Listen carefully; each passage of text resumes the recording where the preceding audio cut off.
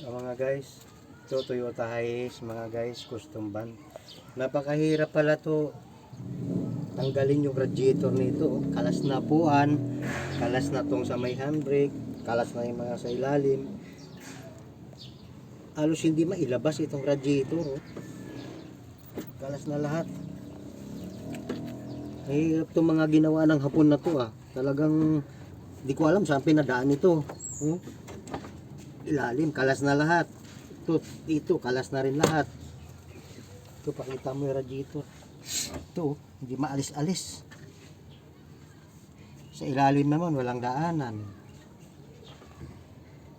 Kalasin lahat. Ito, kalas na lahat. Para maalis. Meron pa yan daw paraan mga guys. Kaya lang, hirap talaga. Tanggal na lahat to. Maalis-alis. Kita mo dun, radiator. Barado kasi yung radiator mga guys, nag-overheat. Kaya kakalasin ko, palinisan. Ito, kaya lang napakahirap. Palaalisin nito. Kaya pati yung fan dito, tanggal na Tanggal ko na, hindi pa rin mailusot. Sabi naman itong gawa nitong Hapon na to. Uy mga Hapon kung gumawa kayo ng sasakyan, yung madali naman tanggalin yung radiator or either ibang mga gamit. Napakahirap ng ginawa ninyo. Pagagalitan ko kayo mga Hapon kayo Ayan, yun. Pati itong power steering, tanggalin na lang ito. Tanggalin itong power steering. Yun. Pag hindi matanggal to mga guys, tatalasin itong power steering. Kahit hindi lang ako sinasama. Mga ganito ako. Grabe mga Hapon na to. Tatalasin ko na lang to mga guys, yung ng power steering. Ito, para malabas yung radiator. Wait lang mga guys huwag kayong mainip. Manood sa aking video. Yan. Kasi minsan, paglagay nila niyan dito, wala pa yung mga ibang mga pisa. Kaya medyo madali.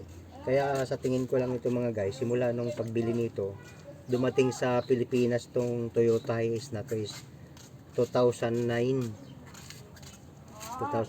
So baka simula nung 2009 hindi man lang nalinisan pa itong radiator. Yun yung kalas na tong mga guys sa power steering.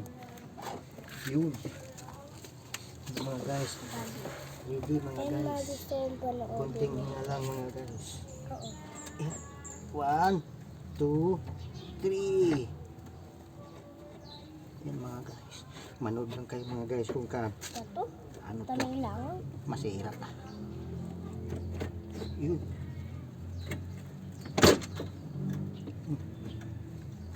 Yun mga guys, tanggal na. Yun. Ano mga guys, don't forget to follow mga guys. Yan, panoorin nyo mga guys. Malaki na yung mata ko.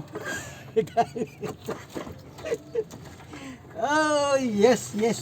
Ayun na, lumabas na ang radiator ng Toyota Hiace. Kita mo ilalim. Yan na guys, yung ilalim, pakahirap pa rin. Kailangan pala nito mga guys, wagka tinanggal niyo yung radiator nito, kakalisin niya rin muna tong yung sa power steering niya para malusot. Kasi sa ilalim kinalas ko na lahat. Hindi maidaan, kailangan pala dito sa ibabaw. So ang dami mong kakalasin. Kalasin to. Ayan. Sabi ako dyan Makakagala na kami nito guys ng malayo. Sa Davao mga guys kasi hindi na to mag-overheat. Ano ba yung nagbibideo? Sa ibang nakatingin. Putol ang mukha ko niya. Mga guys, ready na to palinisan mga guys. Yan. Gastos na naman to mga guys. Kaya manood na kayo mga guys. Dagdag ng viewers ko mga guys sa oras. Yan mga guys. Hanggang dito na lang mga kaibigan. Ayan. Ilang minuto na? 5:10. Ayan mga guys. Ayan. Wait lang. Pakita natin. Cut mo. Cut. Ayan mga kaibigan. Oh. Kalawang na siya. Sobrang kalawang. Wala na yung kumakapit dito. Eh. So matagal na itong hindi nalinisan. Yan kaya nag-overheat siya mga kaibigan. Ang sanhi ng pag-overheat ng yung sakyan, minsan radiator, sarado. Kaya tsaka itong thermostat mga guys. Baka hindi na gumagana, check nyo na rin. Yan, ito yung bypass ng sa papuntang transmission. Paano mga guys, hanggang dito na lang mga guys. Salamat sa inyong panonood. Ayan. Huwag na kayo magsawang manood sa aking YouTube channel mga guys. Don't forget to follow and subscribe. Hanggang dito na lamang.